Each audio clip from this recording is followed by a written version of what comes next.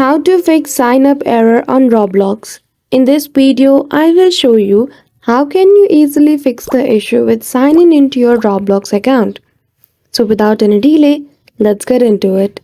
For that, firstly, when you open your Roblox application in the login page, if you see such kind of error, what you need to do is firstly check your internet connection.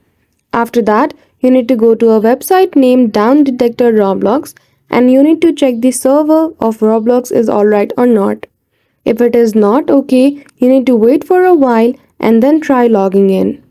After that, you need to clear the cache of Roblox application and then try logging in. So that's it. After following this easy step, you will be able to fix the issue with sign up on Roblox. So I hope you found this video helpful. If you did, don't forget to give it a thumbs up and subscribe to our channel for such tutorial. Thank you for watching till the end.